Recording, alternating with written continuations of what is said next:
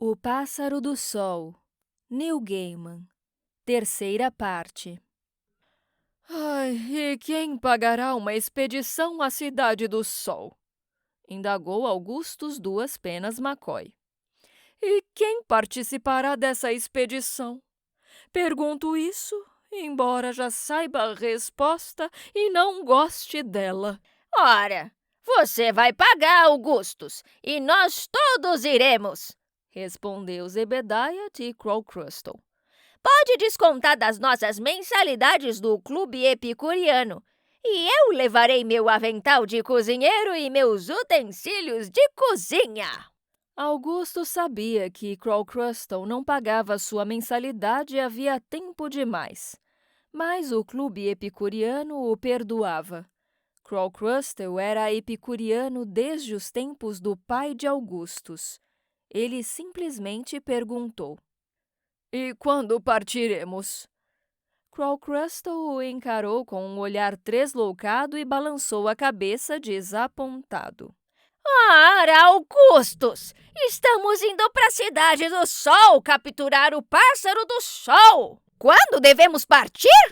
Domingo, cantarolou Virginia Butt. Queridos, vamos partir num domingo. Ainda há esperanças para você, minha jovem, comentou Zebediah T. Crowcrustle. De fato, partiremos num domingo. Daqui a 3 domingos. Iremos para o Egito.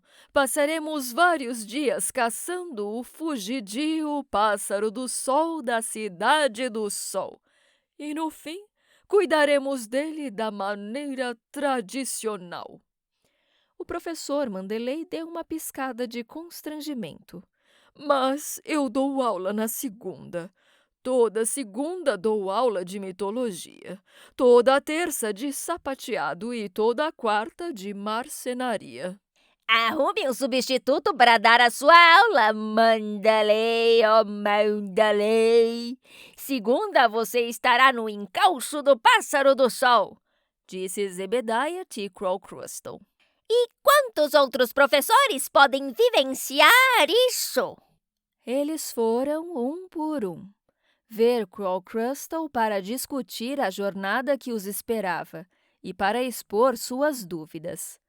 Zebediah T. Crowcrustle era um homem sem moradia fixa. No entanto, se você resolvesse procurá-lo, havia lugares onde ele podia ser encontrado. De madrugada, ele dormia no terminal de ônibus, onde os bancos eram confortáveis, e os guardas de trânsito geralmente o deixavam em paz. No calor das tardes, ficava no parque, perto de estátuas de generais abandonadas, na companhia de bêbados de todas as espécies, compartilhando o conteúdo de suas garrafas e oferecendo a sua opinião, que era como a de todo epicuriano, sempre considerada e sempre respeitada, ainda que nem sempre bem-vinda. Augustus Duas Penas McCoy procurou Crowcrustle no parque. Ele estava com sua filha, Holly Berry Sem Penas McCoy. Ela era pequena, mas sua mente era afiada como um dente de tubarão. Sabe, começou Augustus, há algo de muito familiar nisso. Nisto o quê? Perguntou Zebediah. Tudo isto, a expedição ao Egito, o Pássaro do Sol. Parecia que eu já tinha ouvido tudo isso antes. Crowcrustle apenas fez que sim com a cabeça. Ele estava mastigando algo que tirava de um saquinho de papel pardo. Augustus disse: Consultei os anais encadernados do Clube Epicuriano e lá estava no índice o que deduzi ser a referência ao Pássaro do Sol, de 40 anos atrás, mas não pude ler nada mais. Por que não? Indagou Zebediah T. Crowcrustle engolindo ruidosamente. Augusto Duas Penas McCoy suspirou. Encontrei a página que queríamos nos anais, mas estava queimada, e depois houve alguma grande confusão na administração do clube. Você está tirando vagalumes desse saquinho e comendo? Disse Hollyberry sem penas McCoy. Eu vi você comendo. Estou mesmo, mocinha, Admitiu Zebediah T. Crowcrustle. Você se lembra da época da grande confusão, Crowcrustle? Perguntou Augustus. De fato, me lembro. Respondeu Crowcrustle. E me lembro de você. Tinha a idade da jovem Hollyberry. Mas sempre haverá confusão, Augustus. E depois ela passa. É como o nascer e o pôr do sol. Jack Newhouse e o professor Mandalay encontraram Crowcrustle naquela noite, atrás dos trilhos de trem. Ele estava assando algo numa latinha sobre um pequeno braseiro de carvão. O que você está assando, Crowcrustle? Perguntou Jack Newhouse. Mais carvão. Respondeu Crowcrustle. Limpa o sangue e purifica o espírito. Havia madeira de tilha e nogueira, cortada em pequenos pedaços no fundo da latinha, preta e fumegante. E você vai realmente comer este carvão, Crowcrustle? Indagou o professor Mandalay. Em resposta, Crowcrustle lambeu os dedos e pegou um pedaço de carvão da latinha. Ele chiou e fumegou em sua mão. Um belo truque, observou o professor Mandalay. É assim que os engolidores de fogo fazem, eu acho. Crowcrustle pôs o carvão na boca e o mastigou com seus velhos dentes desiguais. É sim, é sim. Jack Newhouse limpou a garganta.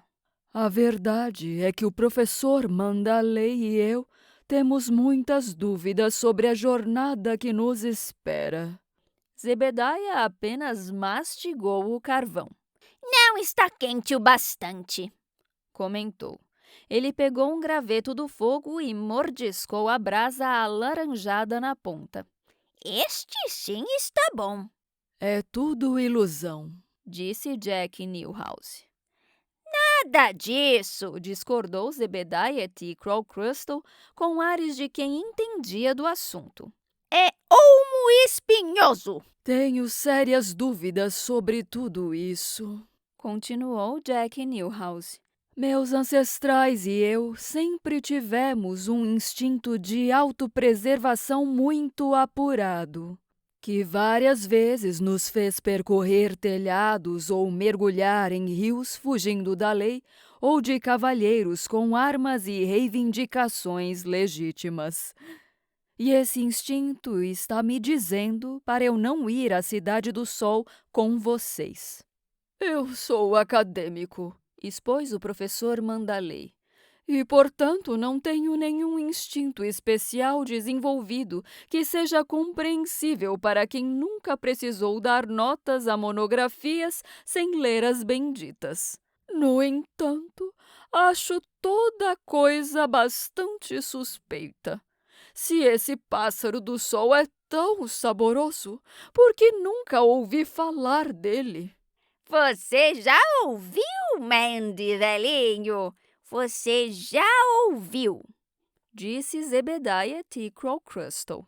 E eu sou, além disso, um especialista em geografia de Tulsa, Oklahoma, até Timbuktu, continuou o professor Mandalay. Mas nunca vi menção em livro algum sobre um lugar chamado Cidade do Sol no Cairo. Menção? Ora, você deu aula sobre ele, assegurou Crowcrustle e salpicou um pedaço de carvão fumegante com um molho de pimenta antes de colocá-lo na boca e mastigá-lo. Eu duvido que esteja comendo isso de verdade, desafiou Jack Newhouse. Mas só de ver o truque já estou incomodado. Acho que é hora de ir embora. E ele se foi. Talvez o professor Mandalay tenha ido com ele. Aquele sujeito era tão cinza e fantasmagórico que era sempre difícil saber se ele estava ou não em algum lugar. Virginia Butte tropeçou em Zebediah T. Crowcrustle quando ele descansava na porta da casa dela de madrugadinha. Ela estava voltando de um restaurante sobre o qual ia escrever uma resenha. Desceu do táxi e tropeçou em Crowcrustle e caiu esparramada no chão perto dele. Ui! Exclamou ela. Que tropeção! Foi mesmo, Virginia! Concordou Zebediah T. Crowcrustle. Por acaso você não teria uma caixa de fósforos, teria? Tenho fósforos de papel em algum lugar. Ela começou a fuçar em sua bolsa, que era bem grande e bem marrom. Tome! Zebediah T. Crowcrustle trazia na mão uma garrafa de álcool de metila avermelhado, líquido com o qual encheu um copo descartável. Metila? Observou Virginia Butte. Nunca imaginei que você fosse um bebedor de metila, Zeb. E não sou mesmo. É um treco nojento. Apodrece as tripas e estraga as papilas gustativas. Mas não consegui achar fluido de isqueiro a esta hora da noite. Ele riscou o fósforo. Encostou-o na superfície do copo com um álcool, que começou a queimar com uma luz bruxuleante. Comeu o fósforo e em seguida fez gargarejos com o líquido flamejante e cuspiu um jato de fogo na rua, incinerando uma folha de jornal que o vento levava. Krusty, esse é um ótimo jeito de você se matar, comentou Virginia Butte. Zebediah T. Crowcrustle sorriu com dentes negros. Mas eu não bebo, só gargarejo e cuspo fora. Você está brincando com fogo.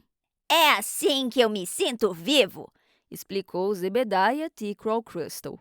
Ai, Zeb, estou tão entusiasmada. Que gosto você acha que o pássaro do sol tem? Mais encorpado que codorniz, e mais suculento que peru, mais gorduroso que avestruz e mais saboroso que pato, discorreu Zebediah T. Crowcrustle. Uma vez comido, jamais é esquecido. Nós vamos para o Egito. Eu nunca fui para o Egito. Ela fez uma pausa. Você tem algum lugar para passar a noite? Ele tossiu uma tossezinha que chocalhou dentro do seu velho peito. Eu estou ficando velho demais para dormir em soleiras e sarjetas. Mesmo assim, tenho o meu orgulho. Bem, ela disse olhando-o. Você poderia dormir no meu sofá. Não que eu não seja grato pelo convite, mas há um banco com o meu nome no terminal de ônibus. E ele desencostou do muro e saiu cambaleando majestosamente pela rua. Havia realmente um banco no terminal de ônibus com o nome dele. Ele doara o banco ao terminal quando ainda tinha dinheiro, e seu nome fora colocado atrás do encosto, gravado numa plaquinha de latão. Zebediah T. Crowcrustle não era sempre pobre. Às vezes era rico, mas tinha dificuldade em manter sua riqueza. E, sempre que ficava rico, descobria que o mundo desdenha de ricos que gostam de comer em companhia de andarilhos em meio a trens de carga, ou que confraternizam com os bêbados no parque. Então, ele fazia o que podia para torrar sua fortuna. Sempre havia partes dela aqui e ali que ele esquecia. E às vezes ele esquecia até que não gostava de ser rico, e então saía procurando sua fortuna e a encontrava. Fazia uma semana que ele não se barbeava, e os pelos de sua barba de 7 dias começavam a ficar brancos como a neve.